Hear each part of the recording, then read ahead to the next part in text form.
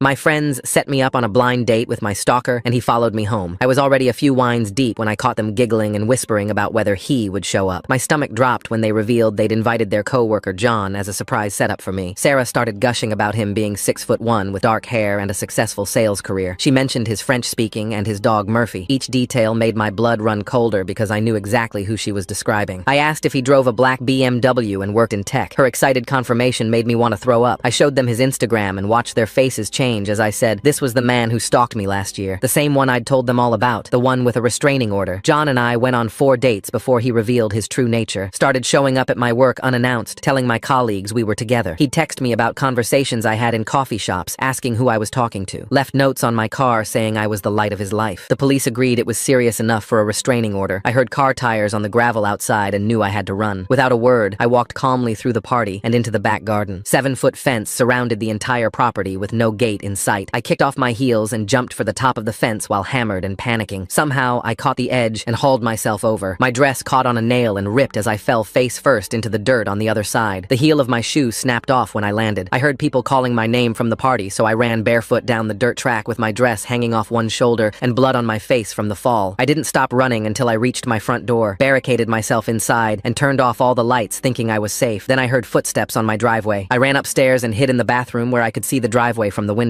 John was there, but Sarah was with him. My friend who knew everything about the stalking and restraining order was helping him find me. She called out saying they were worried because I left so suddenly, begging me to come down and talk. I stayed silent in the dark bathroom, praying they would leave. Then I heard Sarah say something that made my blood freeze. She told John she knew where I kept my spare key. I watched in horror as she walked straight to the fake rock by my front steps and pulled out my house key. The same hiding spot I'd shown her last month when she came over for dinner. She was really going to let my stalker into my house. As I heard the key turn in the lock, I called 911 and whispered my address saying my stalker was breaking in. The dispatcher told me to stay hidden and stay on the line. I could hear them downstairs now, with Sarah calling my name like we were playing hide and seek. John's voice made me shake when he said he just wanted to talk and that Sarah told him I was playing hard to get, that I didn't really mean the restraining order. Sarah actually laughed and said I was probably just embarrassed about running away. They were coming up the stairs when I heard sirens approaching. John cursed and told Sarah they needed to leave now. I watched from the window as they ran to his BMW and sped away just as the police pulled up. The officers found me still hiding in the bathroom. After I explained everything, they put out alerts for both John and Sarah. Violation of a restraining order and breaking and entering were serious charges. Later that night, Sarah texted me acting confused about why I called the police. She claimed she was just trying to help and that John seemed so nice and normal. She said I overreacted and ruined her reputation with our friend group. That's how I found out she was dating him and realized she was in just as much danger as me. I stared at my phone screen in disbelief. Blood from the fence cuts dripped onto the glass, mixing with tears I hadn't realized were falling. Sarah was dating John. My friend who knew everything about the stalking, who had held me while I cried after getting the restraining order, was now with the man who had terrorized me. My hands shook as I tried calling her, straight to voicemail. I typed out a text with trembling fingers. The words blurred through my tears, but I managed to send a simple message asking if she was safe and warning her that he was dangerous. My phone buzzed immediately with a response, but it wasn't from Sarah's number. The unknown number's message made my stomach drop. John had seen everything I'd said about him. Sarah had shown him our conversations. He wanted to talk. I screenshot the message and backed away from the bathroom window, suddenly feeling exposed despite the darkness. My phone lit up with notification after notification. Sarah had posted an Instagram story. The timestamp showed it was from hours earlier, before the party. She was in John's apartment, curled up on his couch with Murphy at her feet. The caption read, "My hero," with a heart emoji. The same apartment where I'd found hidden cameras after our 4th date. The same couch where he'd first grabbed my wrist too hard when I tried to leave. I took screenshots of everything, my lawyer's warnings echoing in my mind about documenting any contact. The police were looking for them now, but Sarah clearly had no idea. She was posting like nothing had happened, like she hadn't just helped a man with a restraining order break into my home. Emma called while I was still processing. Her voice cracked as she apologized over and over. Sarah had begged her to invite John to the party, told her I was being dramatic about the past and that John deserved a second chance. Emma had no idea about the restraining order. None of them did, apparently, except Sarah. I had a choice to make: wait for the police to handle it or warn our friends immediately. My phone battery was already down to 15% from all the calls and messages flooding in. I opened our group chat and typed out the truth. John had violated his restraining order. Sarah had helped him break into my home. Everyone needed to stay away from both of them. The response was immediate and brutal. 3 friends left the chat without a word. Megan's message popped up calling me a drama queen, saying I was jealous that Sarah had found happiness. My phone died mid-response, the screen going black just as more messages poured in. I grabbed my laptop from the bedroom, hands still shaking as I logged into Facebook. The first thing I saw made me want to scream. Sarah had changed her relationship status hours ago, before the party even started. In a relationship with John Morrison, stared back at me, complete with dozens of congratulations from mutual friends who had no idea what they were celebrating. My fingers moved without thinking, typing out a comment on her relationship announcement. Just the facts. He had a restraining order against him for stalking. The comment lasted less than 30 seconds before it vanished. When I tried to check her profile again, I was blocked. I switched to LinkedIn, remembering John's obsession with professional networking. His profile showed recent activity that made my skin crawl. Over the past week, he'd connected with my boss, 3 co-workers, and 2 clients. His bio had been updated to mention overcoming adversity and false accusations through perseverance. My mother's call interrupted my spiral into his online presence. She'd seen Sarah's relationship announcement and remembered my stories about the stalking. Her voice broke when she asked if it was the same man. I couldn't hold back anymore. The tears came hard and fast as I told her everything that had happened tonight. After we hung up, I remembered the security camera. My hands fumbled with the Ring app until I found the footage. There it was, in perfect clarity. Sarah walking up my driveway, going straight to the fake rock, pulling out my spare key. John standing behind her, watching. I saved it to 3 different cloud storage services and emailed copies to myself. My phone had charged enough to turn back on, and Katie's texts filled the screen. She was still at the party, and Sarah was there now, telling everyone I was jealous, claiming I couldn't handle seeing her with my ex. Half the group believed her. The other half had seen me run in panic and weren't buying it. I barely slept that night, barricaded in my bedroom with a chair against the door. Every sound made me jump. Every car passing by sent me to the window. When morning finally came, I was exhausted, but determined to face whatever came next. Derek called while I was making coffee. My boyfriend's voice was strained and confused. Sarah had called him at 6 in the morning before he left for his business trip. She'd told him I was having obsession issues, that maybe I needed professional help, that she was worried about my mental state. I scrolled through old messages while Derek was talking, finding the texts I needed. Just last month, Sarah had called John terrifying. She'd thanked God for restraining orders. She'd promised to always watch out for me. Now, she was actively helping him. The email from John's work account arrived while I was getting dressed for work. An automated message, clearly set up before last night's incident, claiming I was harassing his girlfriend. My boss had forwarded it asking for an explanation. The timestamp showed it was scheduled days ago. He'd been planning this. I arrived at work to find an unfamiliar sedan in my usual parking spot. Security mentioned someone had arrived early claiming to be interviewing for a sales position. They'd taken my spot and been sitting in their car for an hour. I parked elsewhere and hurried inside, the feeling of being watched crawling up my spine. The HR manager called me in before I even reached my desk. She was all sympathy and concern, mentioning that she'd heard about my personal situation. Her husband golfed with John's uncle, she mentioned casually. Maybe I should take some personal leave to sort things out. I showed her the restraining order documentation, but her expression didn't change. Sometimes a little time away helped everyone, she said. I drove to Sarah's apartment complex during lunch, needing to understand how this had happened. Her car wasn't in its usual spot. Newspapers were piling up outside her door. The neighbor mentioned she'd been staying somewhere else for the past few days. Said Sarah had been acting different lately since she started dating someone new, stopped jogging alone, always checking her phone, seemed nervous. That's when I saw it. Walking past Sarah's car in the visitor section, something caught my eye. A small black device attached under the rear bumper. The same type of tracking device I'd found on my car last year. The same brand John had used to follow me everywhere. I took photos from every angle, my hands steady despite the rage building inside me. The pattern was so clear now. John had done the same thing to Sarah that he'd done to me. Moved fast, introduced her to his family and friends immediately, made her feel special and chosen. But now he was tracking her car. Now she was staying at his place instead of her own apartment. Now she was nervous and checking her phone constantly. My phone buzzed with a text from Becca, Sarah's roommate. She was worried. Sarah had changed her phone password and wouldn't talk to her anymore. Something was off about John, but she couldn't put her finger on it. I sent her the photo of the tracking device. Becca's response was immediate. Sarah had told her John required her to share her location at all times for safety. He said it was because he cared so much and wanted to make sure she was always okay. Becca had tried to voice concerns, but Sarah accused her of being jealous and threatened to move out. Katie texted while I was driving back to work. She'd been thinking about everything and was starting to question Sarah's version of events. She'd watched John talk about me at the party after I left, and something in his eyes had made her uncomfortable. The way he spoke about me was too intense, too personal for someone who supposedly barely knew me. An old Instagram account appeared in my notifications that afternoon. The profile picture was blank, but the username made my blood run cold. It was supposedly mine, created months ago, filled with threatening messages to John dated before last night's break-in. The timestamps were clearly fabricated, but the writing style mimicked mine perfectly. I recognized his pattern immediately, the same your mistakes he always made in texts. My phone rang while I was documenting the fake account. Lisa's name on the screen surprised me. We'd worked together 2 years ago before she suddenly quit and moved away. Her voice trembled as she explained why she was calling. She'd dated John before me. He'd done the exact same thing to her. She had proof. Emma texted while Lisa was sharing her story. John had contacted her asking for my new phone number, claiming he needed it for legal documentation. She'd refused, but the pressure was mounting. He was systematically contacting everyone in our circle. I spent the rest of the afternoon backing up evidence to multiple cloud services and physical drives. Every screenshot, every message, every piece of documentation went into folders I shared with trusted friends. The pattern Lisa described matched mine exactly. The fast courtship, the tracking, the isolation, the legal threats when she tried to leave. The detective detective's call came as I was leaving work. They'd issued warrants for both John and Sarah, but needed help locating them. I was to call immediately if I saw either one. The charges were serious, violation of a restraining order and breaking and entering, but they had to find them first. Lisa and I met at a coffee shop that evening. She brought court documents from her case showing John's behavior pattern across 3 victims. Sarah would be the 4th. The timeline was always the same: intense romance, quick isolation, tracking devices, then legal threats when they tried to escape. He usually proposed after 3 months to lock them in legally. Back home, I discovered John had registered a domain with Sarah's name weeks ago. The website was already live, portraying me as an unstable ex who couldn't let go. The fabricated evidence was sophisticated: edited screenshots, fake timestamps, manufactured conversations. Anyone Googling my name would find it immediately. A message from John's former co-worker arrived through LinkedIn. He'd been fired from his last job for harassment after using his girlfriend's keycard to stalk a female colleague. The company had kept it quiet to avoid scandal, but people knew. The pattern went back years. I created a private folder titled Pattern of Behavior and began organizing everything chronologically. No public posts, no inflammatory accusations, just calm documentation of facts. Lisa had taught me this approach. Courts responded better to organized evidence than emotional outbursts. Sarah's birthday was in 2 weeks. John was already planning an elaborate party, posting about it constantly. I recognized the tactic from my own experience. Big public gestures that made it harder to leave, solidifying his control over her social circle, making her feel obligated to stay. Becca called me panicking that night. She'd overheard John on the phone talking about engagement rings. His exact words chilled us both. Once they were engaged, she couldn't testify against him. Sarah was almost ready to say yes. The 3-month timeline Lisa had warned about was right on schedule. The next morning at the coffee shop, I overheard 2 customers discussing a couple they'd seen at a gas station near the state border. The description matched John and Sarah perfectly. They'd been arguing, and the woman looked scared. I called the detective immediately, but by the time police arrived, they were gone. John's lawyer contacted me that afternoon. A settlement offer. He'd drop all harassment charges if I signed an NDA about our past relationship. The document was extensive, preventing me from discussing him with anyone, including law enforcement. I photographed every page and forwarded it to my lawyer before refusing. Derek's sister ran into Sarah at the grocery store and texted me immediately. Sarah had a bruise on her wrist that she claimed was from a new workout class, but she'd been jumpy, constantly checking her phone, and left abruptly when Derek's sister tried to engage in longer conversation. I started noticing patterns in Sarah's social media activity. Her posts clustered around specific times, always featuring John prominently. The captions sounded nothing like her usual writing style. Cross-referencing with her cycle tracking app she'd forgotten to make private, I realized John was timing his control tactics to her most vulnerable emotional states. The support for John and Sarah as a couple had dwindled to just 5 people: her parents, who lived across the country and hadn't seen the changes in person, his mother, who refused to believe her son could do wrong, and 2 of his work friends who only knew his version of events. Lisa introduced me to 2 other women who'd dated John. We formed an informal support network, sharing resources and evidence. Their stories were eerily similar: the tracking devices, the fake social media accounts, the legal threats. One had documentation going back 5 years. We were building a clear pattern of behavior that no single incident could dismiss. Katie made her choice clear when Sarah threatened to end their 15-year friendship. She chose to support me, despite the cost. We spent an entire night compiling a timeline of John's behaviors across all known victims, finding the same escalation pattern repeated with chilling precision. Becca suggested we break into Sarah's apartment to look for evidence, but I refused. Everything had to be done legally. John was too good at twisting situations to his advantage. One wrong move, and he'd use it to discredit everything we documented. An anonymous text arrived while I was reviewing the timeline. The message was simple, but unsettling. Sarah would figure out who I really was. I responded directly. She already knew exactly who I was, and they needed to turn themselves in. The reply came quickly. She liked feeling special. 2 more women reached out after a mutual acquaintance shared my story. Both had documentation of John's stalking from years past. His methods had refined over time, but the core pattern remained constant: love bombing, isolation, control, legal threats. The network of his victims was larger than any of us had realized. Sarah's cousin unfriended John on Facebook after noticing how he monitored all her interactions with male friends. She'd posted a photo from a work event, and John had commented within minutes, questioning who each person was. The possessiveness was becoming visible to those paying attention. 3 separate people independently mentioned to me that Sarah seemed nervous and different lately. A barista at her favorite coffee shop, her yoga instructor, the woman who cut her hair. All had noticed the change, but didn't know what to make of it. Lisa connected me with a lawyer who specialized in stalking cases. We spent hours properly documenting the pattern of behavior across victims, preparing for potential civil suits. The criminal case was one thing, but civil court could provide additional protections and remedies. I encountered Sarah's mother at the pharmacy. She looked exhausted and worried. Sarah had called her the previous day, sounding scared but refusing to say where she was. Her mother had driven 3 hours trying to find her, checking all of Sarah's usual spots. The fear in her eyes matched what I'd seen in my own mother's face a year ago. The pharmacist, who knew my history with John from when I'd needed anxiety medication during the stalking, quietly informed me that John had tried to get information about my prescriptions. She'd refused and made a note in the system. Small acts of support from unexpected places places. John's options were narrowing as more people learned the truth. The restraining order was public record. The victim network was sharing information. His carefully crafted image was cracking. But cornered predators were the most dangerous, and I could feel him escalating. Lisa revealed something that made my stomach drop. John had proposed to his second victim after exactly 3 months. He'd used the engagement to escalate control, making her feel trapped by the public commitment. She'd barely escaped before the wedding. Sarah's 3-month anniversary with John was next week. I reached out to Sarah's teenage sister through Instagram, carefully sharing information about recognizing controlling relationships without explicitly telling her to do anything. She was smart and observant. She'd already noticed things that worried her, but didn't have the context to understand them. 5 of my friends formed a subtle support network without me asking. They took turns checking on me, documenting any John sightings, making sure I was never completely alone. The isolation that had worked on me before wouldn't work again. John tried to friend request my new co-workers, but they'd already Googled him and found the restraining order case number. His attempts to infiltrate my new workplace failed before they began. Word traveled fast in our industry. A mutual friend who'd attended Sarah's birthday party reached out with concerns. Sarah's mother had been there and noticed her daughter wouldn't make eye contact, kept checking her phone, and seemed to be seeking John's permission before speaking. The friend had thought it was strange, but didn't know the full context until now. The local coffee shop barista mentioned that several customers had asked about that creepy guy who watches women after seeing John sit in his car for hours outside the shop. The community was starting to notice patterns, even without knowing the full story. My lawyer friend helped structure all the evidence properly for maximum impact. Chain of custody for digital evidence, proper timestamps and authentication, witness statements properly notarized. We were building an airtight case that couldn't be dismissed as jealousy or revenge. 2 weeks had passed since the birthday party. John's pattern suggested the proposal was imminent. Every previous victim confirmed the same timeline. 3 months of intense romance, then a public proposal that made leaving feel impossible. Sarah was running out of time. Becca discovered John had installed tracking apps on all of Sarah's devices. Sarah was afraid to use her phone or laptop for anything personal. She'd started leaving her phone at home when she went places, but John always knew anyway. The car tracker ensured he maintained control. I realized stopping the proposal might be Sarah's only chance to escape before legal and financial entanglement made leaving exponentially harder. But I couldn't approach her directly. The restraining order worked both ways, and John would use any contact to discredit me. Instead of trying to crash the party I knew was coming, I sent Sarah's sister articles about controlling relationships, focusing on the warning signs. Her sister was already asking pointed questions about why Sarah needed permission to attend family events. The seeds of doubt were planted. 3 of Sarah's friends skipped her birthday party after learning about the restraining order through social media. The story was spreading organically, despite John's attempts to control the narrative. Truth has a way of surfacing. Katie shared photos from the party afterward. Sarah's forced smile was painful to see. John's body language in every photo showed possession, not love. His hand on her lower back steering her, his arm blocking her from others. The visual evidence of control was undeniable to those who knew what to look for. John posted an elaborate birthday message calling Sarah future Mrs. Morrison and thanking her for choosing love over lies. The possessive language was escalating, but Sarah's response was telling. She didn't reply for 6 hours, and when she did, it was just a single heart emoji instead of her usual gushing responses. The cracks were showing. John's employer placed him on administrative leave after 3 women contacted HR about his history. The professional consequences were finally catching up. His carefully maintained image was crumbling from multiple directions. My support network solidified with weekly check-ins and shared security measures among John's victims. We had a phone tree for emergencies, shared locations when traveling alone, and documented everything. The isolation that made us vulnerable individually became strength in numbers. Then came the breakthrough. Sarah's mother and sister both reached out to me privately, asking for evidence about John. The family had noticed changes they couldn't ignore anymore. I provided them with a documented timeline showing how John's control escalated after major commitments. Sarah's mother confronted her about the relationship at a neutral location. Sarah admitted she was confused, but insisted she loved him. The conversation was painful, but necessary. Seeds of doubt were growing into genuine concern. Becca made a disturbing discovery. Sarah had found the tracking device on her car, but John had convinced her that I had planted it to frame him. The gaslighting was so effective that Sarah believed the person trying to save her was the real threat. I pulled out my journal entries from the previous year. Every incident with John was documented with dates, times, and details. The contemporaneous records corroborated every claim about his escalation pattern, evidence that couldn't be fabricated after the fact. All the evidence was compiled into a single comprehensive document and shared with Sarah's family and key supporters. The pattern was undeniable when laid out chronologically. Multiple victims, same methods, escalating control. No reasonable person could dismiss it as coincidence. Sarah's parents staged an intervention at a neutral location. She agreed to couples counseling but refused to separate from John. It was progress, but not enough. The counseling would either open her eyes or give John another tool for manipulation. Then John made his next move. His lawyer filed a defamation suit against me and 2 other victims, claiming conspiracy to ruin his reputation. The lawsuit was aggressive and far-reaching, designed to silence us through legal intimidation. The suit named my employer, forcing my job into jeopardy despite my documented evidence. The HR manager who'd suggested I I take leave now, insisted I take unpaid time off until the legal matter was resolved. John's uncle's golf connection was paying dividends for him. Two friends distanced themselves to avoid being named in the expanding lawsuit. The legal threats were working exactly as John intended, isolating me again through fear. But this time I had Lisa and the other victims. We'd been through this before. Derek was traveling for work during the worst of it, and I had to navigate the legal threats largely alone. But I'd grown stronger since the last time John had tried to break me. I had evidence, support, and the knowledge that I wasn't his only victim. I made my decision. Rather than accept a settlement with an NDA that would protect my job but silence me forever, I chose to countersue for violation of the restraining order. It meant losing my job, but it maintained my ability to warn future victims publicly. John's response was swift and disturbing. He posted a pre-recorded proposal video on Sarah's social media accounts. The video showed her accepting his proposal, but her body language screamed duress. The location was unclear, but the timestamp showed it was recent. Sarah's parents managed to arrange a video call with her after seeing the proposal video. Her visible distress was impossible to ignore. Dark circles under her eyes, weight loss, nervous fidgeting. The confident woman they'd raised was disappearing before their eyes. During the call, John insisted I had orchestrated everything, but I calmly presented 3 years of evidence from multiple victims. Police reports, restraining orders, court documents. The weight of documentation was overwhelming. Then John made a crucial mistake. He accidentally admitted to accessing Sarah's email to protect her, something Sarah didn't know about. Her face changed in that moment. The violation of privacy she could understand viscerally in a way the abstract warnings hadn't reached her. Sarah's sister had been recording the call. She played back John's earlier threat to hurt himself if Sarah ever left him. The manipulation was laid bare. Sewers lied threats to control, email invasion to monitor, proposal to legally trap. The pattern was complete. I faced a brutal choice: pursue criminal charges that would help establish a pattern for Sarah's protection, but potentially destroy my career completely, or accept an NDA that would give me financial security, but doom future victims to discover John's nature without warning. The decision was easier than it should have been. I refused the NDA, formally losing my job, but maintaining my ability to speak truth. Some fights were worth more than money. Some stands had to be taken regardless of personal cost. The breakthrough came during another family call. Sarah finally saw the truth when John screamed at her mother for poisoning her mind against him. The mask slipped completely, revealing the controlling rage beneath his calculated charm. The call ended abruptly when John realized Sarah's family wasn't buying his act. Her parents heard a struggle before the line went dead, but something had shifted. Sarah had seen him without the careful persona he'd maintained. The spell was breaking. John's final manipulation attempt came the next morning. Sarah's family received a wellness check request from an unknown number claiming concern for her safety. The responding officers arrived at John's apartment to find Sarah physically unharmed but visibly shaken. She clutched John's hand while explaining everything was fine, but her eyes told a different story. The officers left after confirming no immediate danger, but Sarah's sister had followed them there. She waited outside the building for 3 hours until Sarah emerged alone to walk Murphy. The conversation lasted only minutes before John appeared, but it was enough. Sarah's sister showed her the recording of John's sewers-lied threat from their family call. That afternoon, John's previous employer contacted me through LinkedIn. They'd received multiple inquiries about his employment history and wanted to clarify their position. 3 former female colleagues had filed complaints during his tenure. The company's legal department was now reviewing whether to make their internal investigation public. Lisa organized an emergency meeting of John's victims at her apartment. We compared notes on his escalation timeline and realized Sarah was approaching the danger point where his second victim had barely escaped. The proposal video meant he was accelerating his usual pattern. My former co-workers started a collection to help with my legal fees after learning about my job loss. The support was overwhelming, but I knew accepting it would give John ammunition for his conspiracy claims. I documented their offers but declined the financial help. Sarah's mother hired a private investigator to locate her daughter after the failed wellness check. The investigator discovered John had been apartment hunting in another state, specifically looking at properties far from Sarah's family. The lease applications were all in his name only. Becca found Sarah's abandoned gym bag in their apartment during a maintenance visit. Inside were Sarah's passport, birth certificate, and social security card, documents Sarah always kept in her personal safe. She photographed everything and forwarded the images to Sarah's family. The victim support network expanded when 2 more women came forward after seeing John's proposal video shared in a domestic violence awareness group. Both had dated him briefly years ago, but escaped before serious escalation. Their early experiences showed how his methods had evolved over time. John's lawsuit against me gained traction when his lawyer filed additional motions claiming emotional distress and lost wages from his administrative leave. The legal bills were mounting, but backing down would mean abandoning Sarah and future victims to his manipulation. Sarah's teenage sister created a fake social media account to monitor John's activity. She discovered he'd been messaging multiple women on dating apps throughout his relationship with Sarah, using photos from before they met. The messages followed his familiar pattern of intense interest and quick escalation. My lawyer advised accepting a partial settlement that would allow me to speak about my own experiences but not share other victims' stories. I refused. The network we'd built depended on collective truth-telling. Silencing any part of it would weaken our ability to protect future targets. Derek cut his business trip short after his sister reported seeing John John's car parked outside my apartment building at strange hours. Security footage confirmed he'd been there multiple times, always careful to stay just outside the restraining order's distance requirements. Sarah's best friend from college flew in after her mother's desperate call. She hadn't seen Sarah in months due to John's isolation tactics, but their decades-long bond couldn't be completely severed. She booked a hotel room and began planning how to reach her friend. The police detective called with an update. John and Sarah had been spotted at a courthouse 2 counties over, likely attempting to get married quickly. Sarah's family immediately drove there, but by the time they arrived, the couple was gone. The marriage license application was on file, but not yet processed. John's mother began calling his victims directly, leaving voicemails accusing us of jealousy and conspiracy. Her messages revealed she'd been enabling his behavior for years, making excuses and threatening anyone who challenged her son. I saved every message for evidence. Sarah's employer called her emergency contact when she'd missed 3 days of work without notice. Her mother explained the situation, and they agreed to hold Sarah's position for 2 weeks. The company's HR department had dealt with similar situations and understood the complexity of domestic abuse. Lisa discovered John had used the same jewelry store for engagement rings with 3 different women. The staff recognized his pattern and had started warning women who came in with him, but Sarah had been there alone to look at settings. He'd learned to adapt his control methods. The breaking point came when Sarah's college friend managed to intercept her at a doctor's appointment John didn't know about. Sarah was 3 pounds underweight and showing signs of severe anxiety. The friend didn't push, just reminded Sarah that support existed whenever she was ready. John's reaction to the intercepted meeting was swift. He filed a police report claiming harassment by Sarah's family and friends. The report forced law enforcement to warn everyone to maintain distance, effectively strengthening his isolation tactics through legal channels. My unemployment benefits were denied due to the circumstances of my job loss. The financial pressure mounted as legal bills accumulated. I sold my car to cover attorney fees, knowing that maintaining the ability to warn others was worth more than transportation. Sarah's sister noticed a pattern in John's social media posts. He only shared photos where Sarah looked exhausted or unwell, never the ones where she appeared happy or confident. The subtle public humiliation was another control tactic his previous victims recognized. The victim network created a shared document tracking John's known addresses, vehicles, and aliases. We discovered he'd used 3 different last names over the years, always reverting to Morrison when establishing new relationships. The pattern suggested careful planning rather than impulsive behavior. Becca was served with an eviction notice after refusing to let John into the apartment to collect Sarah's belongings. She fought it through tenants' rights organizations, buying time while Sarah's family worked to reach their daughter. The apartment remained a potential safe haven if Sarah ever tried to leave. John's administrative leave ended with his termination after the company's investigation concluded. He immediately updated his LinkedIn to show he was pursuing new opportunities after leaving toxic workplace environment. His ability to reframe reality remained dangerously intact. Sarah's mother received a call from an unknown number. Sarah's voice was barely audible as she whispered that she was scared. The call lasted 12 seconds before cutting off. Phone records showed it came from a gas station payphone 3 states away. The detective informed me that John had been pulled over for speeding in that same state. Sarah was in the passenger seat, but insisted she was fine when questioned separately. Without evidence of immediate danger, the officers had to let them go. The traffic stop video showed Sarah's hands shaking as she spoke. Lisa's attorney found precedent for combining multiple restraining order violations into a single federal case. The strategy would prevent John from jurisdiction shopping to avoid consequences. We began coordinating with victims across state lines to build the comprehensive case. My health insurance lapsed after losing my job, forcing me to ration the anxiety medication prescribed during John's original stalking. The physical effects of prolonged stress were mounting, but stopping the fight wasn't an option. Sarah's life might depend on our persistence. John's fake Instagram account posted photos of a romantic getaway with Sarah. Her forced smile in every image was painful to see. The location tags were disabled, but Lisa recognized the hotel from John's previous attempt to isolate her during their relationship. Sarah's family hired a specialist in cult deprogramming after recognizing similar psychological manipulation tactics. The expert confirmed John's methods followed documented patterns of coercive control. They began planning intervention strategies for when opportunity arose. The hotel staff where John and Sarah were staying contacted local police after other guests reported hearing arguments and crying from their room. By the time officers arrived, John had convinced Sarah to tell them it was just wedding planning stress. The incident report noted Sarah's flat affect and John's aggressive demeanor. Katie discovered John had accessed Sarah's email again, this time deleting messages from her family and friends. He'd set up filtering rules to automatically remove any communication that might help her recognize the abuse. The digital isolation was as complete as the physical. 3 weeks after the proposal video, Sarah's college friend received a text from an unknown number. It was Sarah, using a borrowed phone at a rest stop while John was in the bathroom. She had 2 minutes to share her location before he returned. Her friend immediately relayed the information to Sarah's family and the police. The coordinated response was swift. Sarah's parents, the detective, and a domestic violence advocate arrived at the location within hours, but John had sensed something was wrong. Security footage showed them leaving the rest stop just 20 minutes after Sarah's text. John's pattern was crumbling under pressure from multiple directions. victims. His usual tactics of legal intimidation and social manipulation were failing against a coordinated network of informed victims and supporters. But cornered predators were most dangerous, and Sarah remained trapped in his immediate control. The pursuit continued across state lines, with law enforcement maintaining distance while Sarah's family followed every possible lead. John's credit card transactions showed a path toward the Canadian border. His previous victims confirmed he'd threatened to take them out of the country when feeling cornered. Border Patrol was alerted to watch for the couple. John's passport had been flagged, but Sarah's hadn't. The race to reach them before they crossed became urgent. Sarah's mother drove through the night, following routes John had mentioned during their video calls. The breakthrough came at a small motel near the border. Sarah convinced John she needed to rest before crossing. While he slept, she used the motel's lobby phone to call 911. Her whispered plea for help included the room number and John's threat to unalive them both if she left. Police surrounded the motel quietly, establishing a perimeter while negotiators prepared to make contact. Sarah's family was held back, despite their desperate pleas to see her. The situation required professional handling to ensure her safety. John woke to police presence and barricaded the door. For 6 hours, negotiators worked to establish communication, while Sarah remained trapped inside. Her occasional sobs could be heard during lulls in John's ranting about conspiracy and persecution. The standoff ended when John attempted to leave using Sarah as a shield. Tactical units moved in, separating them without violence. Sarah collapsed the moment John's hands left her arms, the weeks of terror finally overwhelming her ability to maintain composure. John was arrested on multiple charges, including violation of restraining orders, kidnapping, and false imprisonment. As officers led him away, he screamed about frame-ups and jealous ex-girlfriends. His inability to accept responsibility remained intact, even in custody. Sarah was taken to the hospital for evaluation. Dehydrated, malnourished, and showing signs of severe psychological trauma, she required immediate care. Her family was allowed brief visits as medical staff worked to stabilize her condition. The victim network mobilized to support the prosecution. Evidence from multiple states and numerous victims created an overwhelming case. John's pattern of abuse spanning 7 years and affecting 4 confirmed victims could no longer be dismissed as coincidence or misunderstanding. My job prospects improved when the story reached professional networks. Several companies reached out, impressed by my integrity in choosing truth over financial security. The sacrifice had been worthwhile, though the financial recovery would take months. 3 months after the motel standoff, John accepted a plea deal rather than face trial. The agreement included guilty pleas to stalking, violating restraining orders, and kidnapping. His sentence of 8 years with mandatory psychological treatment was less than we'd hoped, but more than he'd ever faced before. Sarah's recovery began at a residential treatment facility specializing in trauma from intimate partner abuse. The months of isolation and manipulation required intensive therapy to overcome. Her family visited regularly, rebuilding bonds John had tried to sever. The civil suits proceeded despite the criminal conviction. Multiple victims sought damages for lost wages, therapy costs, and pain and suffering. John's assets were limited, but the legal record of his pattern would follow him forever. I returned to work at a company that valued employee safety and understood the complexity of domestic violence situations. My new position came with better benefits and a supportive environment. The career setback had led to unexpected improvement. Sarah's first public appearance came at a domestic violence awareness event 6 months later. She spoke briefly about recognizing warning signs and the importance of believing victims. Her voice shook, but her message was clear. Isolation enables abuse. The victim support network formalized into a monitoring system for John's future activities. We shared information about his release date, parole requirements, and registered addresses. Future targets would have access to warnings we'd wished existed for us. John's mother continued defending him through his incarceration, funding appeals, and maintaining his innocence. Her enabling remained a concern for when he'd eventually be released. Some patterns ran deeper than any intervention could reach. Sarah returned to work part-time while continuing therapy. Rebuilding her life required constant effort, but surrounded by support, she made steady progress. The confident woman her family remembered began re-emerging slowly. A year after everything ended, I spoke at a conference about workplace responses to domestic violence. The room was full of HR professionals eager to better support employees facing similar situations. My story had found purpose in prevention. Lisa and I maintained our friendship born from shared trauma. We checked in regularly, celebrating victories and supporting each other through difficult anniversaries. The bond between survivors carried unique understanding. Sarah and I never spoke directly. The restraining order worked both ways, and maintaining boundaries was crucial for legal protection. But through mutual friends, I knew she was healing. That knowledge was enough. The final legal documents arrived on a Tuesday afternoon. All civil suits resolved, criminal case closed, restraining orders permanent. The paper trail that had consumed 2 years of my life was complete. Justice wasn't perfect, but it was documented. I filed the papers in a box labeled closed and put it in my closet. The evidence would always exist if needed, but it no longer defined my daily life. Some battles end not with victory parades, but with quiet filing of paperwork. My new apartment had better security and no hidden spare keys. The lessons learned through trauma had practical applications. Safety measures that once felt paranoid now seemed simply prudent. Experience had taught what innocence couldn't imagine. Derek and I married the following spring in a small ceremony with carefully vetted guests. The wedding was joyful, but tinged tinged with awareness of those absent, friendships that couldn't survive the choosing of sides. We celebrated what remained, rather than mourning what was lost. Sarah sent a card through her lawyer on my wedding day. Just 2 words: thank you. I kept it in my jewelry box next to the restraining order. Both documents marked moments when women chose truth over comfortable lies. John served 6 years before parole. The victim network activated immediately, sharing his new location and monitoring his online activity. Within weeks, he'd created new dating profiles. We screenshotted everything and waited. When John messaged a young woman named Catherine, she Googled him and found our warnings. She thanked the network and blocked him immediately. The system worked exactly as designed: prevention through information sharing. The story could have ended there, but life rarely provides clean conclusions. John moved states, changed his name variation slightly, and started again. We followed, documented, and warned. The cycle continued with less success each time. 5 years later, at another awareness event, a woman approached me. She'd Googled her date and found my story. The warning had saved her from John's latest attempt. She thanked me with tears in her eyes. That moment justified every sacrifice. My job loss, financial strain, and social isolation had created a searchable record that protected a stranger. The ripple effects of choosing truth over silence spread beyond what I'd imagined. Sarah built a new life with appropriate boundaries and hard-won wisdom. She volunteered with domestic violence organizations, sharing her story to help others recognize coercive control. Her voice grew stronger with each telling. The network now included 12 confirmed victims spanning 15 years. Our shared documentation created an undeniable pattern that followed John wherever he went. Technology that enabled stalking also enabled collective protection. My career flourished in unexpected ways. Speaking engagements and consulting opportunities arose from my willingness to address uncomfortable truths. Companies wanted to learn how to support employees facing similar situations. The financial recovery took 3 years, but stability returned. The choice between money and morality had seemed impossible at the time. Looking back, the decision was obvious. Some things matter more than comfort. Derek and I started a family with full awareness of the world's dangers. We taught our children about boundaries, consent, and trusting their instincts. The lessons learned through trauma became wisdom passed to the next generation. John's pattern continued, but with diminishing returns. Each attempt ended faster as his reputation preceded him. The internet's long memory worked in our favor. His carefully crafted personas crumbled against documented history. 10 years after that terrifying night, I rarely thought about John. The hypervigilance faded to normal caution. The story became something that happened rather than something still happening. Time didn't heal all wounds, but it did reduce their daily impact. Sarah found love with someone who understood her history without defining her by it. Their relationship built slowly on a foundation of respect and transparency. She'd learned to recognize real love by surviving its impersonation. The legal system's limitations remained frustrating. Restraining orders only worked if enforced. Jail sentences eventually ended. But community awareness and collective action filled gaps that law couldn't address. We protected each other through shared truth. My story became one of many in a larger narrative about survival and solidarity. Each woman's experience added to a body of knowledge that made the next woman safer. Our individual traumas created collective wisdom. The work continued without consuming my life. Monitoring alerts, sharing warnings, and supporting new victims became routine rather than crisis. The network functioned smoothly with distributed responsibility. No one person carried the entire burden. Looking back, the cost was high, but the value was higher. A job lost led to a better career. Friends who chose sides revealed their true character. Financial hardship taught resilience. Every loss cleared space for something better. The most important lesson was simple. Isolation enables abuse, but connection defeats it. John's power came from separating victims from support. Our power came from refusing to stay separated. Together, we were stronger than his manipulation. This wasn't a story with a neat ending. John remained free, possibly targeting new victims. The system that enabled him still existed. But within those constraints, we'd built something powerful, a network of truth that made his lies harder to sell. Every woman who Googled her date and found our warnings was a victory. Every family that recognized the signs early was a success. Every friend who chose to believe victims over charmers was progress. Small victories accumulated into real change. The bruises faded and the nightmares stopped, but the knowledge remained. I knew what to watch for, how to document, when to speak up. That awareness was both burden and gift, the price and prize of survival. My phone still contained the evidence folders, backed up across multiple clouds. They gathered digital dust mostly, but occasionally proved useful when someone needed proof that they weren't crazy, weren't alone, weren't the first to see through the mask. Life moved forward with ordinary beauty. Work challenges that once seemed insurmountable felt manageable compared to past trials. Relationships deepened through tested trust. Joy felt earned rather than assumed. The story spread through whisper networks and Google searches, protecting women who'd never know our names. That anonymous impact mattered more than any public recognition. We'd turned personal trauma into collective protection.